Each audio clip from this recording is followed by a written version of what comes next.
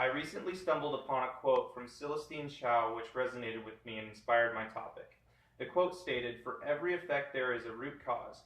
Find and address the root cause rather than try and fix the effect, as there is no end to the latter." What was meant by this quote may be open to interpretation. However, for the sake of this speech, this quote has a tremendous power with finances. According to debt.org, total U.S. consumer debt is at $11.4 trillion, which includes mortgages, auto loans, credit cards, and student loans. There is a rudimentary understanding and vastly uneducated audience of working class people who are labeled as financially illiterate. Forbes magazine found that 43% of the United States is labeled as financially illiterate. Increasing literacy can help reduce debt obligations as well. Financial literacy is the education and understanding of various financial areas. With so many people being labeled financially illiterate, there is no doubt that there is a negative impact on our nation's well-being. I am qualified to speak on this topic because I am a mathematics and finance student at Idaho State University. I've been on the dean's list for the past 6 semesters in the College of Business and have a strong understanding of financial concepts. As a finance student, I have been exposed to financial concepts and solutions in great detail. My high marks display a strong understanding of the presented information. To prepare for this speech, I have conducted secondary research where I have focused my efforts on academic journals which were cited on well-known financial websites. Additionally, I have experience in the corporate finance division during my time working as an intern at Albertsons headquarters. I plan on educating you all on 3 simple financial topics. The first one is going to be essential vocabulary, second, time value of money, as well as a third, which is diversification. We will now begin looking at the financial terms to serve as a background for financial literacy. Understanding financial terminology such as stocks, shares, investors, and financial risks increase financial literacy. The following are definitions of key financial terms according to a reputable corporate finance textbook. A stock is a share of ownership in a company. When a person purchases stock, they have purchased a portion of a particular company. A share is a single unit of a company which can be purchased. An investment is where investors set aside money for a future outcome in order to earn a financial return. Financial risk is the possibility that investors will lose money when they invest in a company. These definitions are hard to understand at first. Understanding these terms will lead to a more fluent literacy. In my first slide, we will use a chocolate bar as an example to illustrate the relationship between stocks, shares, investors, and financial risks. So think about this chocolate bar as a singular company. Multiple bars would mean multiple companies. Each Hershey's bar has 28 rectangles, which makes up the whole chocolate bar. These rectangles can be thought about as individual shares of stock. The overall cost of the chocolate bar is $1.40. Therefore, each rectangle, which makes up the Hershey's bar, is worth approximately 5 cents. This is calculated by the chocolate bar value divided by the number of rectangles. $1.40 divided by 28 gives you 5 cents. Suppose someone, an investor perhaps, buys 4 of these rectangles for a market price of $20 cents.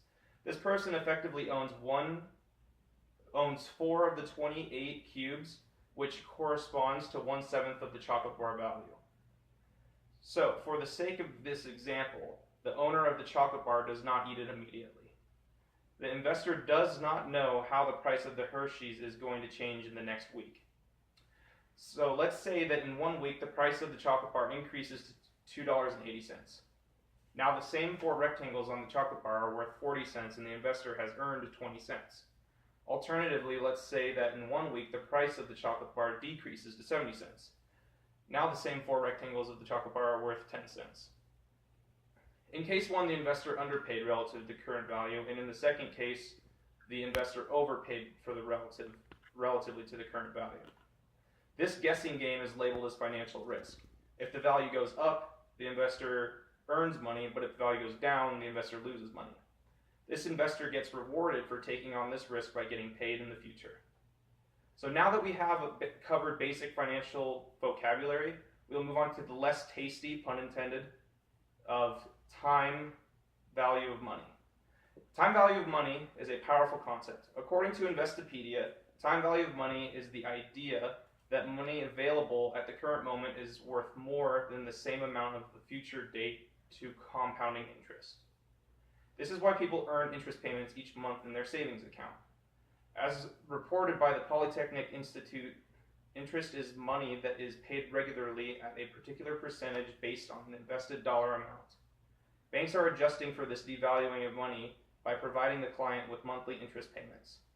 Compounding interest is the concept of earning interest on interest that was made in the prior month.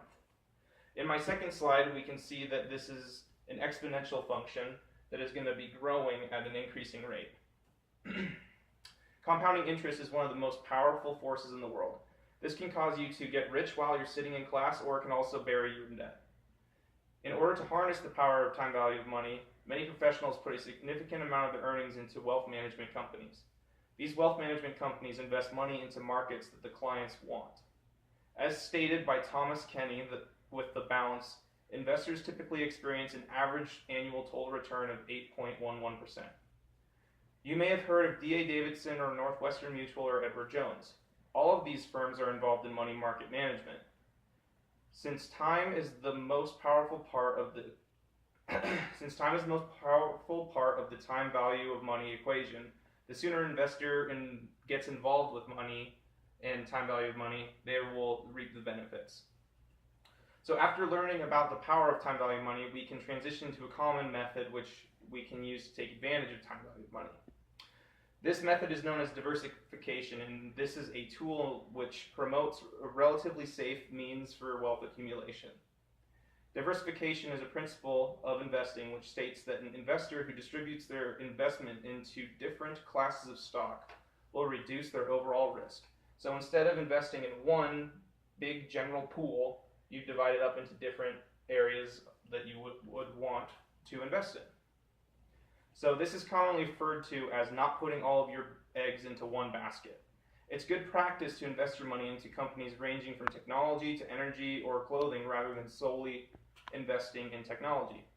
For example, imagine an investor who puts $50 in Microsoft and $50 in Nike. If Microsoft goes bankrupt, the investor would only lose half of their investment. Now imagine an investor puts $100 in Microsoft. If Microsoft goes bankrupt, the investor would have lost all of their investment. Now we will discuss the takeaways from this discussion. As a review, we have visited 3 financial topics consisting of terminology, time value of money, and diversification. I encourage you all to start implementing these ideas into your finances on a daily basis to help strengthen your personal understanding of financial literacy, and the more you practice, the easier it becomes. Thank you.